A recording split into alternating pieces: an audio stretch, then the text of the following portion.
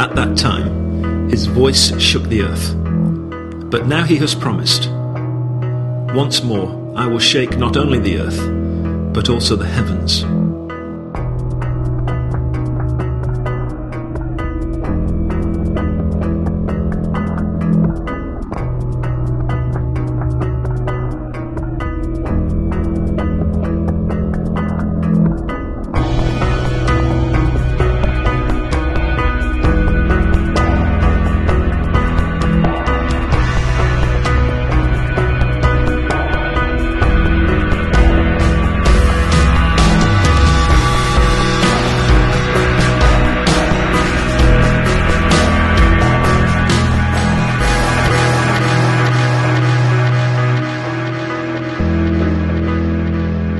We live in an age of earthquakes. As many have become painfully aware, one of the predominant earthquakes we are feeling is the shift from Christendom to post-Christendom. In Christendom, the Church unwittingly came to occupy the place of power and influence in culture, which slowly and subtly made it all too easy for us to lose sight of God's missionary nature. From that place, over time, we lost the driving theology of this aspect of God's nature. As God sent Jesus into the world, we too are sent to join God on his mission of healing and restoration.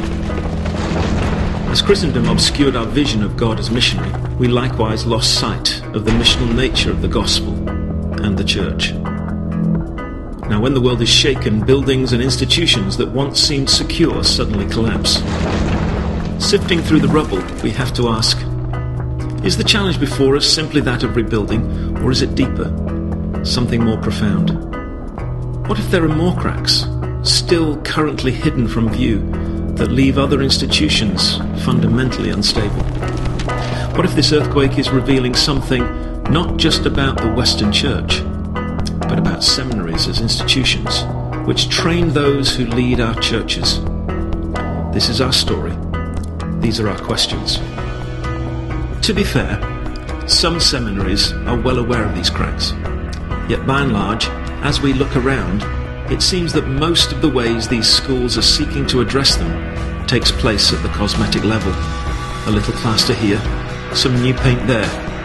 These things may appear to help in the short term, but if what we have seen take place in other Western contexts is any indication, the earthquakes accompanying these cultural shifts are only going to get stronger. Maybe it's time for a closer look.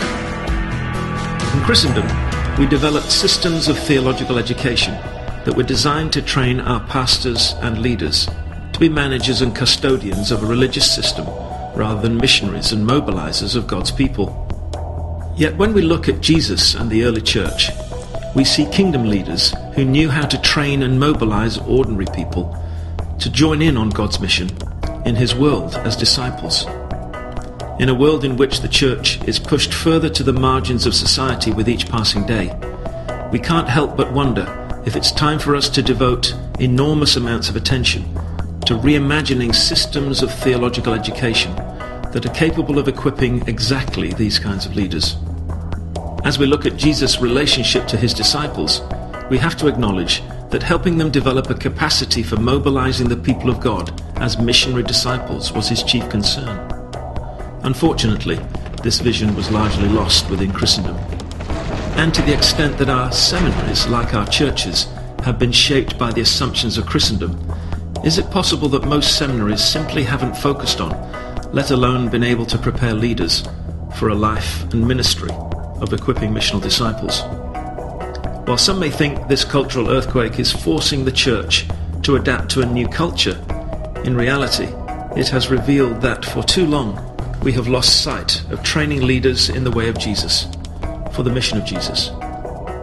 As we look to Jesus and his relationship to the disciples, there seem to be two questions we believe must stand front and center of theological education if we are to prepare leaders for life and ministry in the kingdom of God.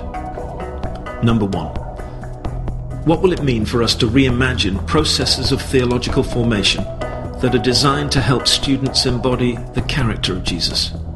Number two, how will our processes of theological formation help students develop the competency of Jesus to do the things that Jesus did? character and competency, being like Jesus and doing the things Jesus could do. We believe this must be the principal aim of any institution hoping to train kingdom leaders. Together, we hope to reimagine what this kind of theological formation might look like in reality. To find out more about this reimagination of theological education and one possible way forward, please visit the following website.